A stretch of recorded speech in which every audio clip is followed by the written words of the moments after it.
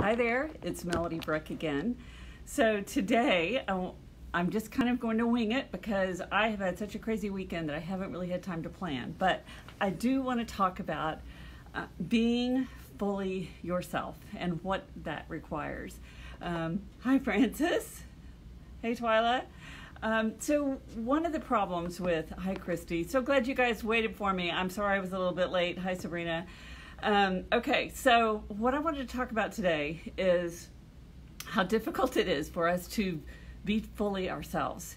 And I was just talking with one of my clients about that today because we have a tendency, many of us, to try and take ownership of other people's feelings, to spend a lot of our time managing how other people are going to respond to us and worrying about how they're going to feel about what we have to say, or trying to articulate things in such a way that people don't have a bad reaction to what we say. Hi, Angie. And so this weekend I spent the entire weekend at a film festival, except for going to my 1-year-old's birthday party, my 1-year-old granddaughter's birthday party. So awesome. But the rest of the weekend I was at this film festival with a lot of women filmmakers. It was the Women Texas Film Festival. And listening to and seeing so many people, women particularly, stepping into their voice. And as women, often it's really difficult for us to do because we are supposed to be seen and not heard, right? Hi, Twyla. Thank you so much. That was very sweet. So what we have to do as women is to embrace who we are and love ourselves enough to really be okay with however people react to us. And that's the challenge, right? Because what we don't like is we don't like it when people are unhappy. We don't like it when people are hurt or upset by what we have to say. Who maybe they don't agree with what we have to say. Maybe they are angered by what we have to say. Maybe they are taking what we have to say personally, or however they are interpreting whatever it is that we are trying to communicate to them, but yet we take ownership of it as though it was our job to manage how they feel, and it's not. And that is the trickiest part about really fully stepping into yourself, is being able to say, look, here is what I feel, here is what I think, this is how I see things, this is how I want things done, and to speak our truth. Hi, that Dick? I can't, I'm trying to see because I don't have my glasses. Hi. So learning how to have the confidence to do that is the trick. And a lot of times we are shamed by others for our point of view. We are shamed by others for being forward with what we think, for stepping up and speaking out about something.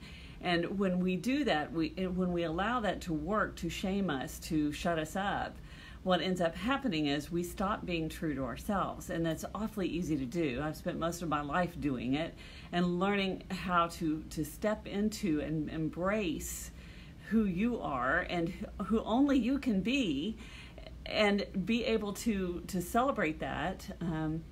Wow, hi there. I just want to say this is Melody Brooke. I know I'm seeing some names I haven't seen before, so if this is your first time on, please tell me where you're from, say hello.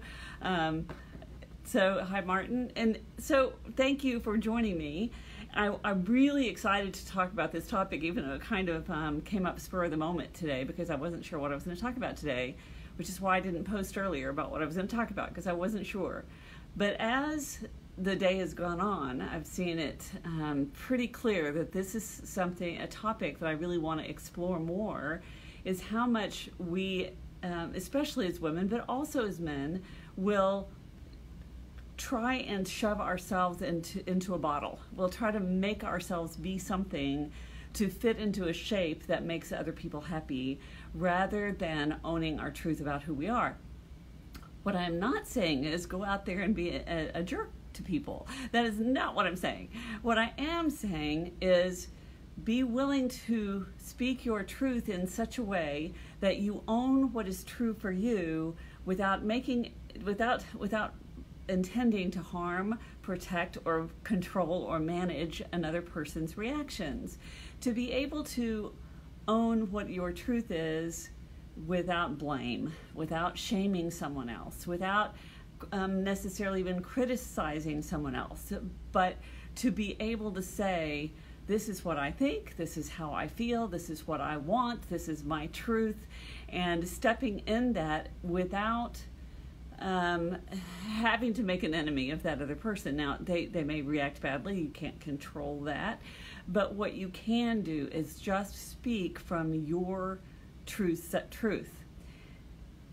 It takes some guts to do that. I saw a lot of women doing that this weekend at the film festival. It was most inspiring. Women making films about difficult subjects. There was a woman, Jenny, who made a film about Alzheimer's, which I think was just brilliant in her attempt to capture what it's like from the inside of an Alzheimer's brain, which was really powerful. And then I saw women who had been through horrific childhood abuse, who made a documentary. There was a documentary made about the impact of that. It's called Where in the Darkness, a beautiful documentary about a Franciscan priest that was murdered, and then more into the story about the man that murdered him. And so there was just such courage in people who are willing to say, hey, this is my truth, and I'm going to own it, even if it's ugly, even if it makes other people upset, even if other people don't understand. That's okay, because the truth is, the more you are able to fully embrace who you are, the more you are fully able to express who you are, the more the world will benefit from your presence here. And the truth is, and we talk about this in Interplay, I don't know if you know what Interplay is. Look at interplay.org sometime and check that out. It's a form of improvisational storytelling and movement and sound. Hey, Christine. So when in Interplay, what we say is, we want more of you, not less. The truth is, the world needs more of you, not less. Even though the world will try to fit you into a box, because this is sort of the way our brains work, is that we like to categorize things. We like to categorize people. When we see other people, we try to fit them into, okay, this person reminds me of my mother. This person reminds me of my aunt. This person reminds me of my uncle. This one reminds me of my school teacher. So that everybody sort of gets put into a mental box. Pay attention to yourself, because I'm sure that you do that as well. But other people do that about you. And so they have projections about who you are, and then they try to fit you into that box. So the more you can allow yourself to be honest about who you are and speak your truth in a way, again, that is not intended to harm nor protect.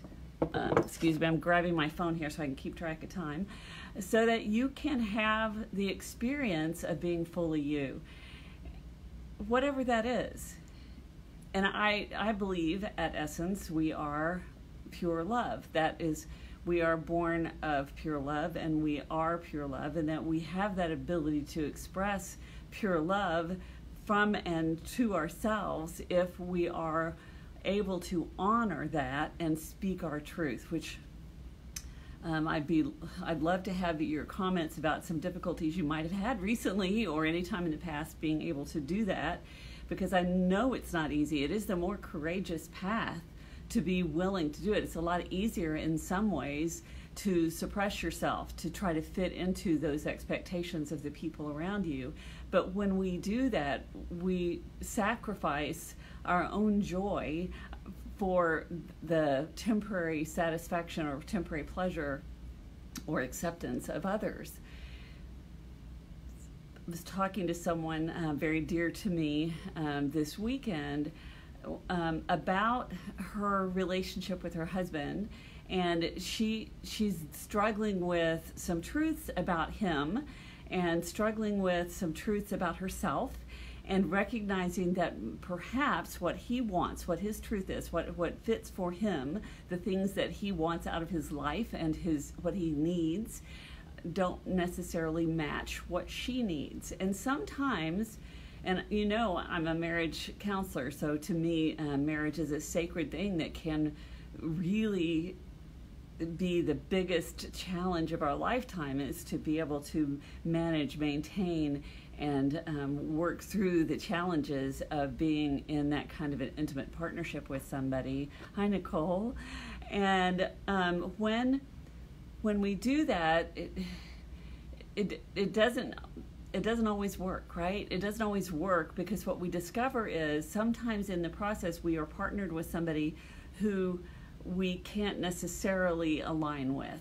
Perhaps they have values or goals or needs that don't work for us. I once worked with a couple who absolutely adored each other. They had this beautiful child together, and they were such a sweet couple, and they were able to communicate, and they were intimate, and they were honest with each other.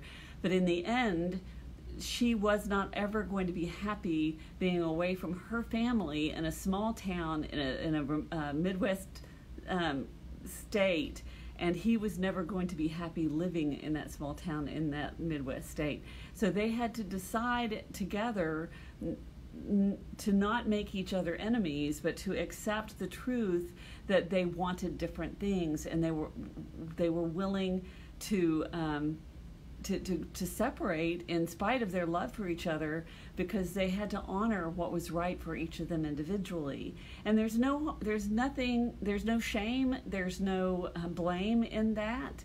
That sometimes that is what happens. Sometimes that is the reality. I've worked with couples who one was absolutely certain that they wanted a child, and the other partner was absolutely certain that they did not. And as a result, they end up separating because they wanted different things. There's no shame in wanting different things. The problem comes is if you lie to yourself, or you lie to your significant other, or you lie to the people close to you about what it is that you truly want in order to please them, in order to keep the peace, in order to maintain a relationship. And I put that in quotes because it's not a relationship if you're not risking the relationship. In order to have a relationship, hi Victor, you have to be willing to risk the relationship in order to have one. The danger is, of course, that you're going to end up being by yourself. And that, for some people, is too risky. They would rather have a lie. They would rather live in a lie. They would rather pretend that everything is fine, that they are okay with this other person's choices, this other person's values, this other person's needs, that you would try to force yourself into that box in order to maintain the relationship. But in that process, it's just a relationship. It's a pseudo relationship. It's not an actual relationship. To have an actual relationship with anyone, you have to be willing to be you, because otherwise there's just one person in that relationship. It's you pretending to match and fit your views, your personality, your desires into theirs. That's not really what a relationship is. A relationship is two people walking parallel who are able to love themselves. And this is the core of it, is really about learning to fully embrace who you are, to love yourself enough that you do not require the other person's love to be able to be who you are, to be able to be okay with your choices, even if that means being without that person, because it is not worth it to lose yourself for someone else. I remember once there was some internet coach that was talking about relationships and I loved this analogy, which had to do with imagining that you're in a relationship with someone, and in order to be in relationship with that person, you're trying to fit yourself into a clown car. And in order to get into that clown car with this other person, you have to sort of cut off your left leg to be able to fit into the car. And once you get in there, you realize you also have to cut off your right arm, and then maybe you have to, and can't even get your right foot in, so you have to cut that leg off. And eventually, there's nothing left of you to be able to maintain the relationship. And that is not actually a relationship, of course, because you're leaving huge pieces of yourself behind. And when I work with couples, one of the things that I do is I try my darndest to get them to be really honest about who they are, what they want, what they need, what they feel. And oddly enough, most of the time, the things that are going wrong in the relationship have to do with not being honest about that. And it causes more problems than it solves to pretend to want, because you can't pretend completely. You can only sort of partially pretend, because there's a part of you that's going to spit it out sideways. It's going to come out, and it will deteriorate the relationship in a very unhealthy way if you're unable to fully step into who you are. So stepping into who you are is not only important for you, it is important for your relationships, it's important for the world to have access to more of you. So if you have an opportunity, by the way, to do interplay, interplay is a wonderful way to fully explore all the different parts of yourself. When I get off of this Facebook Live, I will post a link to the interplay page. I am an interplay teacher. I have not taught interplay in a while. There is someone locally, Madeline, who teaches it, but there are places all over the world where interplay is being taught. And what I love about it is that it encourages you to explore edges of yourself that maybe you have been stepping away from because maybe you were afraid to go there. And the truth is, it takes so much courage. It's just like these women I was observing at the festival this weekend, the amount of courage it takes to be able to step into your truth that way and so boldly. You know, as some of you may know, I'm a filmmaker, so I have taken a lot of risks in putting myself out there and writing the things that I write and directing the things that I direct and acting and directing and editing and I've heard other people say to me, well, aren't you afraid that it will be wrong or that it won't be good enough or that it will be criticized? Well, of course it's going to be criticized, and of course I'm going to make mistakes, and of course there are going to be times when I'll do things that don't work. That is the essence of being a person, is that you have to be willing to let yourself mess up, because in truth you can't learn to do anything until you do mess up, right? When you're learning to ride a bicycle, you're going to fall down. When you're first learning to walk, you're going to fall down. You can't learn to walk unless you take your first step. You can't learn to ride a bicycle unless you get on it and start pedaling. So what I'm saying, hi Greg, is hi Anne. So what I'm saying is, take the risk to be you. Take the risk of making a mistake and discovering, oh, that didn't work so well. But do it in a way that's true to you. Don't try to make yourself fit into somebody else's idea of you. I've worked with clients who honestly were, they probably would have been happier had they lived as a forest ranger, who were finding themselves in corporate jobs, and they're unhappy and they don't feel whole and they feel depressed. And what the core of it is that they weren't respecting who they are and what they need and what their values truly are, because they were so busy trying to make sure that they made their wife happy and that they did those things that they thought were going to make their children happy, when in truth they're modeling for their child the suppression of the self. And what I would hope that my children and my grandchildren and those of you that are watching I can hopefully be a model for being able to step into my truth, so that you can see it's possible to do that yourself. Because who I am is not who you are, and who each of you are and what each of you have to offer the world is completely different from anything that I might have to offer.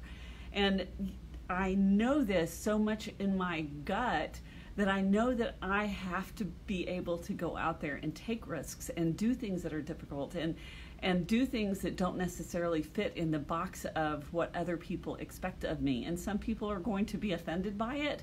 Some people are going to be shocked by it. Some people are going to be enamored by it. But whatever it is, as long as I'm being honest and true to myself, and I'm coming from my core place of love and self-acceptance, self-love, then I have an opportunity to fully step in to who I am. And each of you have that capacity as well. And when you can take ownership of that, and coming back to my book, part of the real way to get out of just being a reactive, self-centered person is to learn to take full ownership of who you are, so that you are expressing yourself from a place of groundedness and stewardship for your life. And the only way to do that is to fully own all of who you are. It's not an easy thing to do. It sometimes means that you're standing alone. I was just having that conversation with someone this morning where sometimes, when you are developing, when you're kind of building that muscle, there will be people in your life that will fall away. You will start to lose those people who are not able to keep up with you where you are, and they will fall away from your life. And at the time that it happens, that often feels like a lot of sadness. Hi, Alan. It is. We feel grief for the loss of that person in our life, but we just have to stay true to ourselves and keep going, keep walking our path, keep walking our truth. And there will be people that will come along and step alongside us and support us in expressing our truth, who are also wanting to express their truth, who will walk beside you and encourage you and help you to become all of who you are. And those people are far more valuable to you than those people who would fit you in a box, who would prefer that you stay small, who would prefer that you don't challenge them, who would prefer that you stay in your place.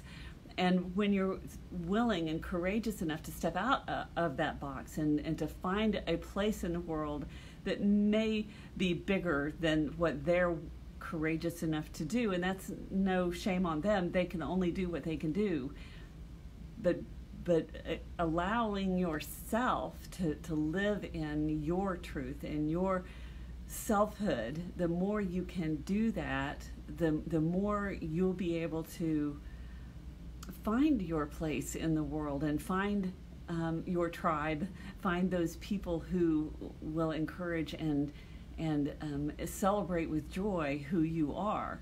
The people who don't do that, yeah, it's not a problem. You don't need them around. It's fine. That you're not going to fit in everybody's circle. You're not going to be in step with everyone in your life. That's okay. They have a different path than you. That's okay.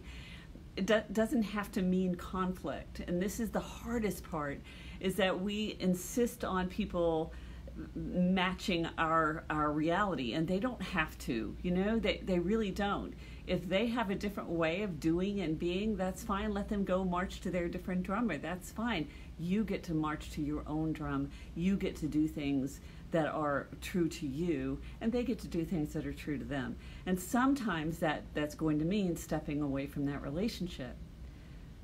That can be really painful because, we as human beings, we tend to get a lot of attachment to thinking that we have to have this person, or we have to have this situation, and that things have to be a certain way. We get attached to that outcome, and then when we don't get the outcome that we want, when we don't get that person that we want, we feel lost, even though maybe it's not the best thing for them or us to try to fit into the box that would include them. So I've got a comment here. I want to see what it says. So true, but I guess you have to be prepared to move on when the relationship stops giving you what you need. And I can't read the rest of what you say there. I'll have to see that in the comments. But yes, that's right. And it's okay. And that doesn't mean that you don't have grief. It's okay to have that grief. It's okay to allow yourself to grieve that and move on. And the grief is part of being human. And the trick is to not get caught up in either blaming that other person or shaming ourselves. Just because it didn't work, just because you have different paths, doesn't mean that one of you is wrong. You each can have your own path and let that other person go with love and know that they're on their path, they're in their reality, they're in their truth or not, but that's not for you to judge, that it's up to you to do what's right and true for you, and be willing to step out and do you.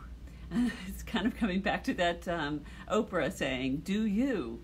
And the more you can do you, the more happiness you will have in your life. I think a lot of times, in fact, in my practice for 30 years, I have seen so many people believing that they had to stop being themselves in order to fit into their relationships, to their parents' expectations, their husband or wife's expectations, the world's expectations about who they were supposed to be.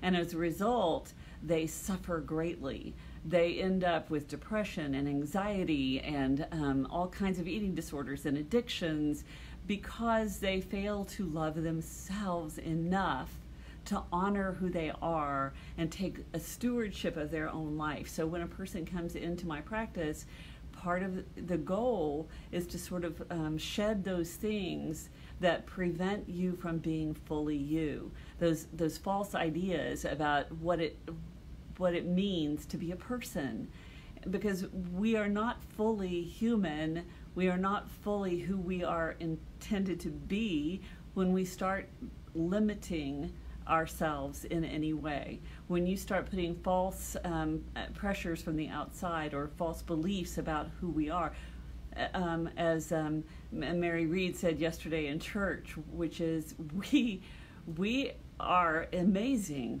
The things we have incredible power to be, to express, and to accomplish when we can step into and accept fully who we are, which is that pure love that I was talking about at the beginning of this talk, which is that we have to respect and honor and love fully ourselves so that we can be more fully ourselves in the world, regardless of what other people think, regardless of how other people feel about it.